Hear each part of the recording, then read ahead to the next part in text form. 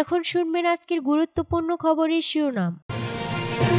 গাজায় ইসরায়েলি হামলায় একদিনে নিহত ৬৬ হামলা হয়েছে পোস্ট অফিসের। ইসরায়েলে কেন সিরিয়ার হামলা চালাচ্ছে? গাজা বৈধ করা ইতিহাসের সেরা ভুলগুলোর একটি, এলটন জন। 7 মাস ধরে নিখোঁজ মার্কিনীকে পাওয়া গেল দামেস্কের কাছে, ছিলেন আসাদের কারাগারে। সিরিয়ার নৌঘাঁটি থেকে সরে যাচ্ছে রাশিয়ার যুদ্ধজাহাজ। শপথ অনুষ্ঠানে শি জিনপিংকে আমন্ত্রণ জানালেন ট্রাম্প। তুলে নেওয়া ৭৮ বাংলাদেশি মৎস্যজীবীকে ফেরতের প্রক্রিয়া চলছে ওড়িশা পুলিশ।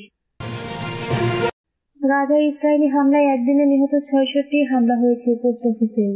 ফিলিস্তিনের গাজা উপত্যকায় একটি পোস্ট অফিসে হামলা চালিয়েছে ইসরায়েল। এতে অন্তত ৩০ জন নিহত হয়েছেন, আহত হয়েছেন আরও ৫০ জন। এ নিয়ে গতকাল বৃহস্পতিবার গাজায় ইসরায়েলি হামলায় একদিনে অন্তত ৬৬ জন নিহত হওয়ার খবর পাওয়া গেছে। স্থানীয় চিকিৎসা কর্মীদের বরাতে রয়টার্স জানিয়েছে, গাজার নুসেইরাত শরণার্থী শিবিরে একটি পোস্ট অফিসে হামলা চালিয়েছে ইসরায়েলি বাহিনী। ইসরায়েলি হামলার জেরে উদ্বাস্তু হওয়া পরিবারগুলো ওই পোস্ট অফিসে আশ্রয় নিয়েছিল। হামলায় পাশের কয়েকটি বাড়িও ক্ষতিগ্রস্ত হয়েছে। হামলার বিষয়ে জানতে চাইলে ইসরায়েলি বাহিনী তাৎক্ষণিকভাবে কোনো প্রতিক্রিয়া জানায়নি।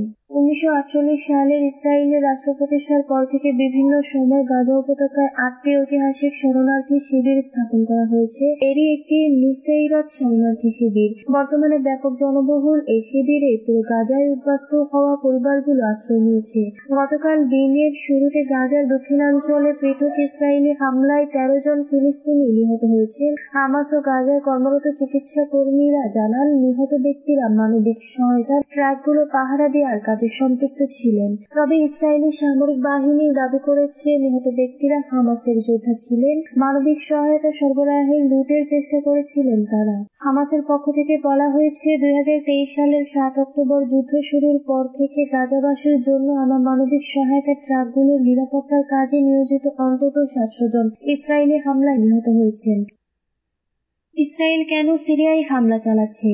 সিরিয়ার বিদ্রোহীদের ছটিকা অভিযানের মুখে বাশার আল আসাদ সরকারের পতনের পর দেশটিতে অব্যাহত হামলা চালিয়ে যাচ্ছে প্রতিবেশী দেশ ইসরায়েল। গত রোববার নাটকীয়ভাবে দেশ ত্যাগ করে রাশিয়ায় চলে যান বাশার। এরপর সিরিয়ায় ৪ শতাধিক হামলা চালিয়েছে ইসরায়েলি বাহিনী। শুধু হামলায় নয়, জাতিসংঘের আপত্তি কানে না তুলে বাফার জোন পেরিয়ে সিরিয়ার ভূখণ্ডেও প্রবেশ করেছেন ইসরায়েলের সেনারা। ১৯৭৪ সালে সিরিয়া ও ইসরায়েলের মধ্যকার একটি চুক্তি অনুযায়ী দুই দেশের সীমান্তের গোলান মালভূমিতে এই বাফার জোন গড়ে তোলা হয়েছিল। বিগত কয়েক মাসে লেবাননে হামলা চালিয়েছে ইসরায়েল। ফিলিস্তিনের গাজার বাসিন্দাদের ওপর যুদ্ধ চাপিয়ে দিয়েছে তারা। এই যুদ্ধ উপত্যকাটিতে ইসরায়েলি বাহিনী জাতিগত নিধন চালাচ্ছে বলে অভিযোগ রয়েছে। এখন প্রশ্ন হচ্ছে, ইসরায়েল কেন এখন আবার সিরিয়ায় হামলা শুরু করলো? সিরিয়ায় হামলা কেন? বছরের পর বছর ধরে সিরিয়ায় হামলা চালিয়ে যাচ্ছে ইসরায়েল। এর পেছনে দেশটির অজুহাত, সিরিয়ায় ইরানের সামরিক লক্ষ্যবস্তুগুলো ধ্বংস করতেই হামলাগুলো চালায় তারা। যদিও ইরান বলছে সিরিয়ায় তাদের সামরিক বাহিনীর কোনো উপস্থিতি নেই। এখন সিরিয়ায় চালানো হামলার পেছনে কারণ হিসেবে ইসরায়েল বলছে, তাদের লক্ষ্য হলো দেশটির সামরিক বাহিনীর সামরিক স্থাপনাগুলো ধ্বংস করা। তারা চাচ্ছে সিরীয় বাহিনীর অস্ত্রগুলো যেন চরমপন্থীদের হাতে না পড়ে। গাজা বৈধ করা ইতিহাসের সেরা ভুলগুলোর একটি, এলটন জন। কিংবদন্তি সঙ্গীতজ্ঞ স্যার এলটন জন বলেছেন, যুক্তরাষ্ট্র ও কানাডার কিছু অংশে গাজা বৈধ করাটা ইতিহাসের সবচেয়ে বড় ভুলগুলোর একটি। বিশ্ববিখ্যাত টাইম সাময়িকীকে দেওয়া বর্ষসেরা ব্যক্তি সংক্রান্ত এক সাক্ষাৎকারে এলটন জন এ মন্তব্য করেন।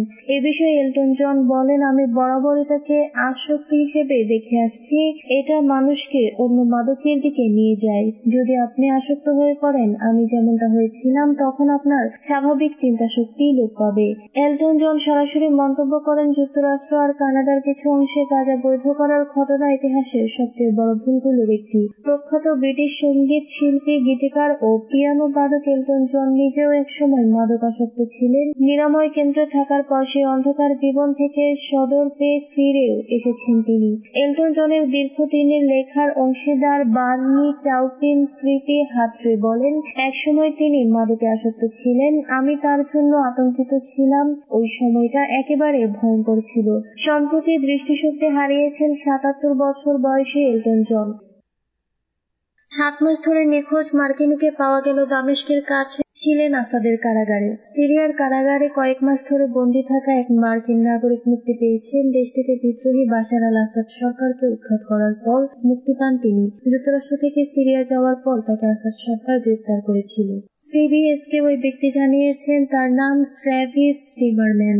সিরিয়ার রাজধানী দামেস্কের কাছে তাকে স্থানীয় বাসিন্দারা খুঁজে পান। এই মার্কিন নাগরিক এমন এক সময় উদ্ধার হলেন যখন সিরিয়ার বিদ্রোহী যোদ্ধারা ঘোষণা দিয়েছেন যে তারা বাশার আল আসাদের কুখ্যাত কারাগারগুলো বন্ধ করে দেবেন, আর এসব কারাগারে বন্দীদের নির্যাতন ও হত্যার সঙ্গে যারা জড়িত ছিলেন তাদেরও খুঁজে বের করে বিচারের আওতায় আনা হবে। স্বৈরাচারী আসাদকে হঠাৎই নেতৃত্ব দেওয়া বিদ্রোহীদের নেতা আহমেদ আল সারা বলেছেন, আমরা সিরিয়ায় তাদের খুঁজে বের করব। এর মধ্যেই যারা দেশ ছেড়ে পালিয়েছেন তাদের ফেরত পাঠাতে আমরা বিভিন্ন দেশের কাছে সহায়তা চেয়েছি।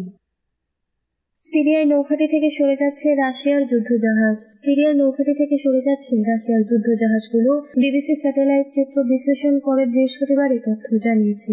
রবিবার বিদ্রোহীদের হামলার মুখে দেশ ছেড়ে পালিয়ে যান সিরিয়ার প্রেসিডেন্ট বাশার আল আসাদ। দেশটি দীর্ঘ 13 বছর ধরে চলা গৃহযুদ্ধে আসাদের ঘনিষ্ঠ মিত্র হিসেবে বিদ্রোহীদের বিরুদ্ধে লড়াইয়ে সহযোগিতা করেছে রাশিয়া। বিদ্রোহীদের ক্ষমতা দখলের পর সিরিয়ায় নিজেদের অবস্থান নিয়ে তৎপর রাশিয়া। 10 ডিসেম্বর ম্যাক্সারের তোলা ছবিগুলোতে দেখা গেছে কিছু জাহাজ রবিবার থেকে ট্যাটার্স নৌঘাঁটি ছেড়েছে এবং বর্তমানে ভূমধ্য সাগরের উপকূলে নোঙ্গর করে আছে। একই দিনে তোলা অন্যান্য ছবিতে সিরিয়ার প্রধান বিমান ঘাঁটি হোমেইনিমে কার্যকলাপ অব্যাহত দেখা গেছে। টারমাকে স্পষ্টভাবে যুদ্ধ বিমানগুলো দেখা গেছে। সোমবার ক্রেমলিনের মুখপাত্র দিমিত্রি পেসকভ বলেছেন, রাশিয়ার ভবিষ্যৎ সামরিক উপস্থিতি নিয়ে আগত কর্তৃপক্ষের সঙ্গে আলোচনায় বসবে মস্কো। শপথ অনুষ্ঠানে সি জিনপিংকে আমন্ত্রণ জানালেন ট্রাম্প। যুক্তরাষ্ট্রের নবনির্বাচিত প্রেসিডেন্ট ডোনাল্ড ট্রাম্প তার শপথ অনুষ্ঠানে চীনের প্রেসিডেন্ট সি জিনপিংকে আমন্ত্রণ জানিয়েছেন। গত 5 নভেম্বর অনুষ্ঠিত মার্কিন প্রেসিডেন্ট নির্বাচনে জয়ী হন রিপাবলিকান পার্টির প্রার্থী ট্রাম্প। তিনি আগামী 20 জানুয়ারি ওয়াশিংটনে মার্কিন প্রেসিডেন্ট হিসেবে শপথ নেবেন। ট্রাম্পের ক্ষমতা গ্রহণ সংক্রান্ত প্রস্তুতি দলের মুখপাত্র ক্যারোলিন লেভিট গতকাল বৃহস্পতিবার ফক্স নিউজকে একটি সাক্ষাৎকার দেন। এ সময় তার কাছে জানতে চাওয়া হয় ট্রাম্পের আমন্ত্রণে সি জিনপিং সাড়া দিয়েছেন কিনা। জবাবে ক্যারোলিন বলেন, বিষয়টি নির্ধারিত হবে। চীনা প্রেসিডেন্ট ছাড়াও অন্যান্য বিশ্ব নেতাকে ট্রাম্প তার শপথ অনুষ্ঠানে আমন্ত্রণ জানিয়েছেন, কিন্তু তাদের কারো নাম নির্দিষ্ট করে বলেননি ক্যারোলিন। তুলে নিয়ে 78 বাংলাদেশি মৎস্যজীবীকে ফেরতের প্রক্রিয়া চলছে ওড়িশা পুলিশ।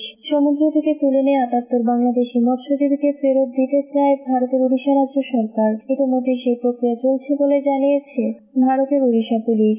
2 দিন আগে গত মঙ্গলবার ভারতের জলসীমায় ঢুকে পড়ার অভিযোগে ভারতীয় উপকূলরক্ষী বাহিনী 78 বাংলাদেশি মৎস্যজীবীকে তুলে নিয়ে যায়। এ ব্যাপারে ওড়িশা পুলিশের deputy superintendent of police Santosh Kumar জেনা জানিয়েছেন,